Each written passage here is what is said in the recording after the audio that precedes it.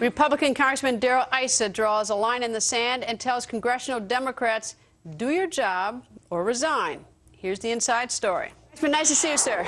Well, good to be back on. Well, it looks like you're beating around the bush. You say vote on the tax cuts or resign. I'm not going to beat around the bush. I was teasing you. It wasn't beating around the bush. It was quite blunt. Greta, we've got 85 postal namings and commemoratives, meaning things that have no real value to the American people, up.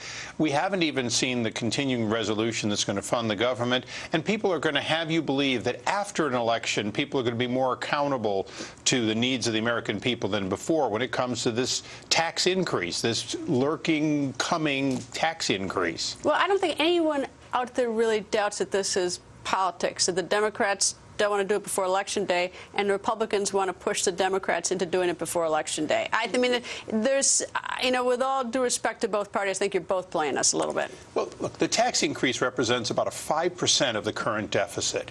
So although it's real, it isn't that much. If you just look at the part that is in question, the 250,000 and more. The people who create jobs, the people who are small business people, the people who sold a business that they've had for 20 years next year, because those are also the people that are going to get the increase.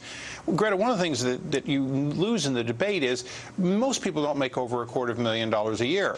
But a great many people, once in their lifetime, will sort of win the lottery, sell the business, sell some piece of real estate, and on that year, they're going to be in this catch-22 of stick it to the rich.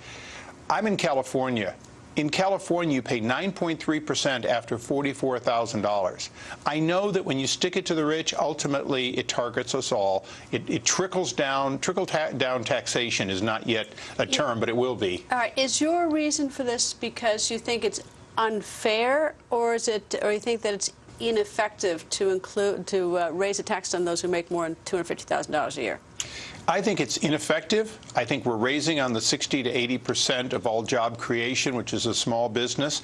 I think most importantly, if we go back to stick it to the rich, what we're going to go back to is claiming that somehow, some way, if you just get high taxes on those people, that you're going to solve the problems of a government that's $1.4 trillion upside down. You cannot right-size this government without making cuts.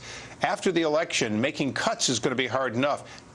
Keeping taxes from rising is going to be impossible. The New York Times came out with an editorial today accusing Congress of being timid, very harsh on Congress for not voting on this tax issue. Of course, they're accusing the Democrats of not calling for votes and say the majority.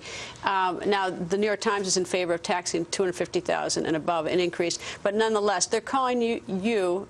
Well, not you, but the Democrats. No one's called me timid lately. No. I mean, but cowards because it's, because they won't do it before the election. I think American people want to know: are you for it or against it? And you're exactly right, Greta. People have to stand for something. Right now, there's this whole, we're not going to stand for something. I'm not apologetic. I think taxes are already too high on all Americans. And I think that, in fact, our spending addiction needs to be addressed after the election. That's what this election's all about. At the same time, to not hold an up or down vote is not just timid, it's grounds for resignation. And I've called that people who are blocking this vote, including Speaker Pelosi, ought to seriously question, what is it about her job she doesn't understand? There was Lee Iacocca used to say, lead, follow, or get out of the way. Where's the leadership? Are you willing to negotiate it if you can't get the tax cuts, or the extension to everybody, including those who make $250,000 more? Are you willing to vote so those who make less than $250,000 have the benefit of still the lower tax rate? I believe that we have to have a tax code that encourages people to create jobs. And if we simply take the job creators and raise their taxes, the taxes on small businesses, subchapter S corporations, then we've missed the whole point. We were better off at 28% under Reagan than we've been since.